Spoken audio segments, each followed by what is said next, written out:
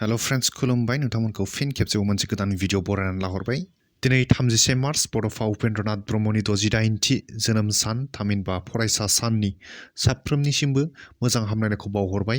लोगोसे बड'फा उपेन्द्र नाथ ब्रह्मनिसिम आंनि खुलुमनाय आरो सिबिनायखौ बावहरग्रोबाय। दिनैनि बड'फा उपेन्द्र नाथ ब्रह्मनि जोनोम सानखौ फरायसा सान महरै आसामनि दाब दाब ओनसोलाव फालिगासिनो दङ।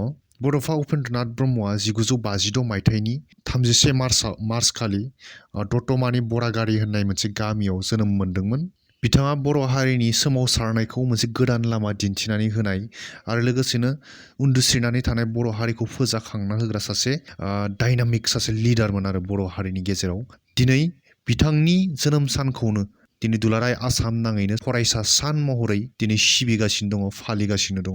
दा बेफोरो जोंनि बर' हारिनि थाखाय मोनसे गोजोनथाव खौरां, मोनसे गोग्गाथाव खौरां। दिनैनि बर' हारिया बड'फा उपेन्द्र नाथ ब्रह्मनि सान्थौ आरो सानस्रिखौ लानानैनो जुजिबोनानै 1993 मायथाइयाव BSC सुक्ति खालामबाय, 2003 मायथाइयाव BTC सुक्ति खालामबाय आरो 2020 मायथाइयाव BTR सुक्ति खालामनानै बेफोरबायदि मोनसे मोजांसिन अबस्थायाव दंफैयो होननानै जों बुंनो हायो। दा बिथांनि जिखिनि सान्थौ आरो सानस्रि, बिथांनि जिखिनि खामानि मावनाय, बैफोरखौ जों अरायबो गोसोखांनांगोन, अरायबो मान होनो नांगोन, बिथांखौ जों अरायबो फुजिलांनांगोन। दिनै बिथांनि जि जोनोम सान, बे जोनोम सानखौ गुबुन गुबुन फसंथानफोरा फालिनायजों लोगोसे दुलाराय बर' फरायसा आफादाबो दतमायाव थानाय थुलुंगाफुरि बड'फा उपेन्द्र नाथ ब्रह्मखौ जेराव फबनाय जायगायाव सानसेनि मेहेरगोनां हाबाफारि लानाय बेखौ खुंगासिनो दङ। दा बै खुंनायाव जोंनि बर' हारिनिनो मोननै गोख्रों पलिटिकेल हानजा UPPL आरो BPF, बे मोननैबो हानजानि गोख्रों दैदेनगिरिफोरखौ मोनसे स्टेजावनो, मोनसे जौसाङावनो बेफोरनिनो मोननैबो पलिटिकेल हानजानि दैदेनगिरिफोरखौ नुनो मोननानै गोसोआ सासे बर'